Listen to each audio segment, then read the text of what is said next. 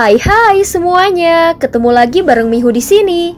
Oh ya, kali ini Mihu akan membawakan alur cerita Donghua yang berjudul Battle Through the Heaven. Mihu mengingatkan sekali lagi ya bahwa konten ini full spoiler. Tanpa lama-lama lagi, yuk langsung aja kita masuk ke isi ceritanya.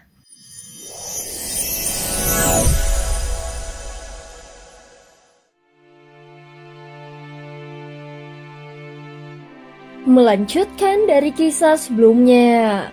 Sebelumnya setelah berpisah dengan Xiao Yueli dan menentukan tujuannya, Xiaoyan menggunakan jiwa ilusi untuk menuju ke kehampaan Laut Selatan. Setelah tiba, Xiaoyan segera duduk bersila dan memulihkan kekuatan jiwanya. Selama masa pemulihan Xiaoyan, kapal dewa kuno terus menuju ke arah wilayah misterius. Jika hanya mengandalkan kecepatan ini, maka akan menghabiskan lebih banyak waktu. Namun saat ini Xiaoyan tidak bisa mengandalkan jiwa ilusi dan harus beristirahat. Apalagi dia baru saja menggunakannya untuk menyeberangi dua lautan kehampaan. Meskipun Xiaoyan memiliki kekuatan jiwa dari tingkat void, namun konsumsi energinya sangat besar. Setelah mengkonsumsi banyak pil untuk memulihkan kekuatan jiwanya, kecepatan pemulihannya tetap tidak begitu signifikan. Meskipun kekuatan jiwanya sangat kuat, namun kelemahannya juga sangat jelas. Kecepatannya untuk pulih lebih lambat jika dibandingkan dengan tubuh fisik dan kekuatan hukum sehingga proses pemulihannya jauh lebih sulit. Untuk memastikan keselamatannya ketika memasuki wilayah misterius, Xiaoyan bersikeras menunggu hingga kekuatan jiwanya pulih hingga 90%. Setelah pertempuran terakhir Xiaoyan, para sosok seperti Bing Ledong, Yao Nantian, dan Tian Luolan telah meninggalkan dunia sensi. Scene berganti di salah satu kehampaan. Di dalam sebuah aula besar yang agak dingin, tampak seorang pria sedang duduk di atas tahta besi. Wajahnya terlihat sangat tidak senang. Sosok itu adalah Raja Taisu Master Suzu. Dia menepuk tahta besi dan sepasang giok berwarna-warni langsung terbang keluar, lalu berubah menjadi cahaya yang menari-nari. Kalian gagal. Suara Suzu terdengar kesal saat dia berbicara. Pada awalnya semua sudah sesuai rencana, tetapi semuanya berantakan karena kemunculan Zhu Jiangyi. Terdengar suara dari dalam cahaya yang berasal dari Yao Nantian. Terlihat sosoknya yang samar-samar di dalam cahaya. Siapa itu Zhu Jiangyi? Tanya Suzu dengan dingin sambil mengerutkan alisnya. Dia berasal dari dunia misterius surga barat. Kultivasinya setara dengan kami. Namun kekuatan tempurnya melebihi kami. Tetapi tujuannya juga sama. Dia ingin membunuh reinkarnasi yang mulia. Yao Nantian menjawab dan menjelaskan apa yang diketahuinya. Lalu kenapa kalian tidak bisa membunuhnya? Suzu tidak tertarik dengan alasan dan dia hanya peduli pada hasilnya. Reinkarnasi yang mulia menjadi semakin kuat dalam pertempuran. Pada akhirnya, bahkan Zhu Jiangyi bukan tandingannya.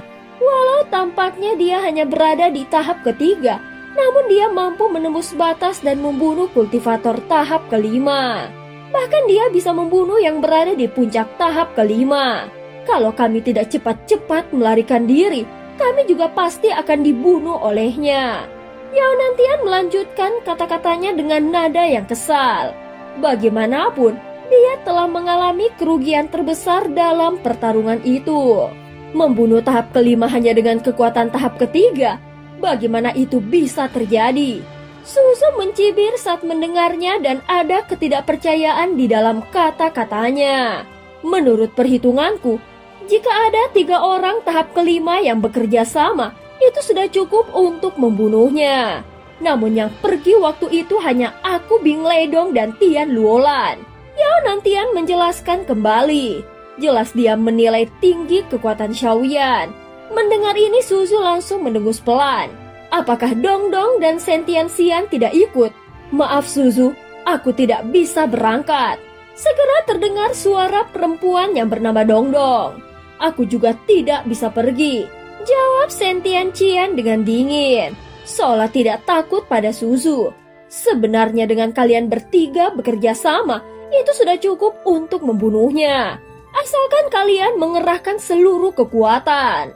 Aku telah kehilangan satu boneka klan Yuansen, sehingga aku kehilangan satu rencana besar yang telah kusiapkan selama puluhan ribu tahun. Aku sudah mengerahkan seluruh kekuatanku. Es ekstrim Bing Ledong juga dihancurkan. Aku juga tidak bisa menyalahkan mereka karena munculnya Zhu Jiangyi membuat situasi yang seharusnya kami kuasai menjadi tidak terkendali. Pada intinya, kegagalan pertempuran kali ini bukan sepenuhnya kesalahan kami bertiga. Yao Nantian kembali menjelaskan dengan nada yang lebih tegas. Susu terdiam untuk waktu yang cukup lama. Pada saat yang sama, cahaya tempat Shen Tianqian berada langsung menghilang. Jelas dia sama sekali tidak takut pada Suzu. Master Suzu, kekuatan reinkarnasi yang mulia memang benar-benar hebat. Selain itu, banyak juga ahli kuat yang mengikutinya. Salah satunya adalah wanita gila dari dunia kuno Dewa Abadi dan Iblis. Bisa dianggap mundurnya mereka dari pertempuran dan itu memang keputusan yang tepat. Jika Xiaoyan benar-benar berada dalam bahaya, Ye Beijing pasti akan turun tangan. Dari yang mereka lihat, kekuatan Ye Beijing sebanding dengan kekuatan Master Suzu. Apakah maksudmu wanita dari dunia kuno Dewa Abadi dan Iblis itu Ye Beijing? Suzu langsung mengumpat dan merasa tidak senang. Ya, benar, itu Ye Beijing. Dengan kekuatan seperti itu, jika dia benar-benar turun tangan maka kami bertiga pasti akan mati. Yao Nantian berkata dengan nada penuh tekad. Baiklah, kalian memang masih terlalu lemah dibandingkan dengan Ye Beijing. Tetapi kalian sudah mengerahkan upaya. Setelah kita berhasil menguasai dunia sensi, kalian akan mendapatkan bagian dari energi keberuntungan dunia.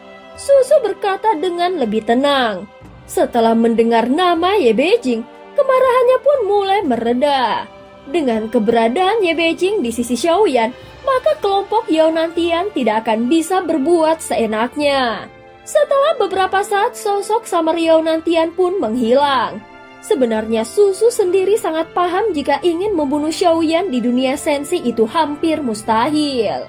Namun mereka yang dikirim sebelumnya hanya bertugas untuk menguji keadaan. Siapa tahu bisa berhasil. Namun hasilnya sudah jelas tidak mungkin. Tentu saja dunia sensi akan menggunakan segala kekuatan yang ada untuk melindungi Xiaoyan. Jika ingin membunuhnya, maka harganya akan sangat mahal. Reinkarnasi yang mulia ini memiliki kecepatan kultivasi yang luar biasa. Jika kultivator tahap kelima saja tidak bisa membunuhnya dan tidak memungkinkan melakukannya di dunia sensi, maka satu-satunya cara adalah menunggu. Saat dia keluar dari sensi, itulah saat dia harus mati tanpa keraguan sedikit pun. Suzu mengetuk jarinya ke tahta besi hitam sambil merenung dalam-dalam. Saat ini kemajuan dalam menyerang dunia sensi masih sangat lambat. Terlebih lagi pasukan Taisu yang sebelumnya masuk ke dalam benar-benar musnah seluruhnya atau bisa dikatakan kekalahan total. Saat berikutnya di tangannya muncul cahaya yang berkilauan dan di telapak tangannya muncul sebuah batu giok khusus. Jika Xiaoyan melihatnya, dia pasti langsung mengenalinya. Bagaimanapun itu identik dengan buku giok yang dimilikinya. Medan pertempuran belum menunjukkan kemajuan yang berarti, sedangkan dunia Taisu telah mengerahkan begitu banyak kekuatannya. Namun meski pertempuran terus berlangsung, mereka tetap tidak bisa menembus pertahanan dunia sensi. Tentu saja hal ini sangat merugikan pihak Taisu. Batu giok di tangan Suzu memancarkan cahaya gemilang. Kemudian tatapan Suzu berubah kosong dan kesadarannya masuk ke dalam ruang lain. Jika Xiaoyan melihat adegan ini, dia pasti akan sangat terkejut. Dia juga akan mulai memahami lebih dalam tentang alam dewa kekacauan. Karena ternyata sosok yang menjadi musuhnya juga bisa memasukinya. Di antara semua dunia, mereka yang bisa mempengaruhi waktu dan hukum dunia mungkin dapat memasuki alam dewa kekacauan. Di alam ini, setidaknya dari sudut pandang Xiaoyan saat ini lebih mirip seperti sebuah pusat komunikasi besar yang mengumpulkan para ahli dari berbagai dunia untuk membentuk berbagai forum atau pertemuan yang pada akhirnya akan mempengaruhi perkembangan di setiap dunia. Saat ini penyerangan terhadap dunia sensi telah menjadi konsensus bersama. Namun karena serangan itu belum berhasil, maka semua pihak dimintai untuk memberikan dukungan kekuatan.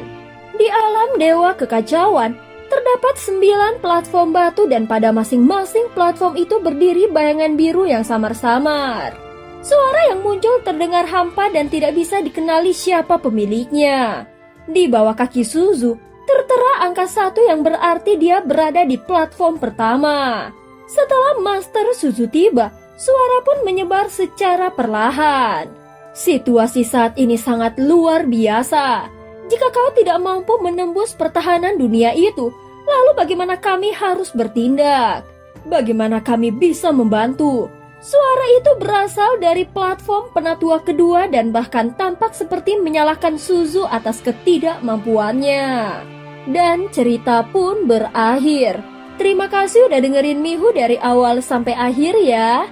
Please jangan lupa untuk like, comment, and subscribe. Sampai jumpa.